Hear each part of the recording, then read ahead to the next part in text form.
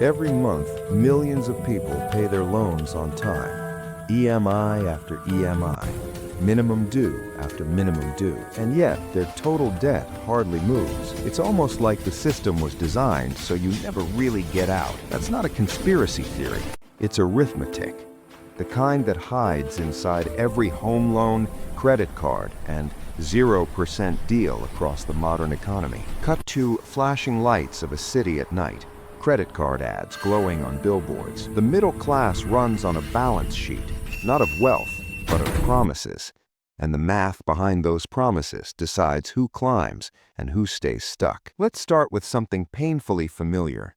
You borrow 10 lakh rupees for a car, 10% interest, 5 years. That sounds manageable. You tell yourself it's just 21,000 rupees a month. But when those 5 years end, you haven't paid back 10 lakh rupees.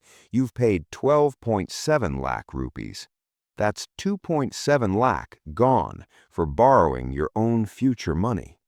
Now multiply that across the lifetime of a middle-class family. Car loan, education loan, home loan, credit card, personal loan.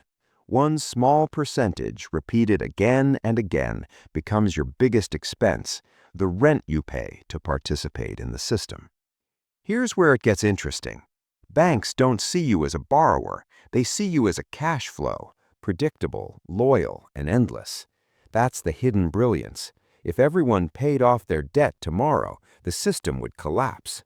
A 5-digit interest payment multiplied by 100 million people becomes a $1 trillion industry. The math isn't evil, it's elegant, just not in your favor.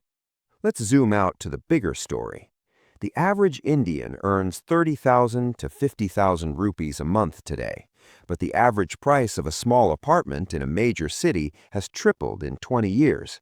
Wages have grown around 6% per year. Property prices, about 9%. That 3% gap, it doesn't sound like much, but over 20 years, it decides who owns and who rents. And then there's inflation, the silent middleman.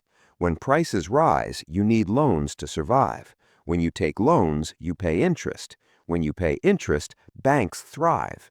And when banks thrive, they lend more. That's the loop. The middle class doesn't just live in it, it fuels it. Here's the uncomfortable math. If your salary grows slower than your debt interest rate, you're technically moving backward, even if your lifestyle looks stable. The system counts on that, because the middle class must always aspire just slightly above its means. That's the engine of spending, borrowing, and economic growth. Irony? The economy only grows if you don't fully escape your debt. Cut to montage of happy credit card ads, smiling families, zero-cost EMI banners. Marketing calls it financial freedom, but what they're selling is time, your future time. They trade years of your work for moments of convenience right now. And the math guarantees you'll always need just a little more credit to feel comfortable. Here's how it sustains itself. 1. Your need for comfort drives consumption. 2. Consumption creates debt. 3. Debt creates profit. 4. Profit funds more credit offers. It's a perfect cycle. Like an economic treadmill, the faster you run, the more you stay in place. Now, not all debt is bad. Debt builds homes, educates children, starts businesses. But for most of the middle class, debt doesn't build assets, it builds payments. And those payments keep the system in motion long after you've forgotten why you borrowed in the first place.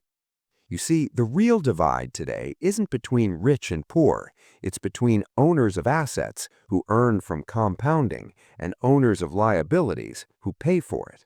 The rich use math to make money. The middle class uses money to survive math. And that's the secret no bank commercial will say out loud. Your ability to owe money, not your ability to save it, is what keeps the economy alive. You are the fuel. So maybe the question isn't how do I get out of debt?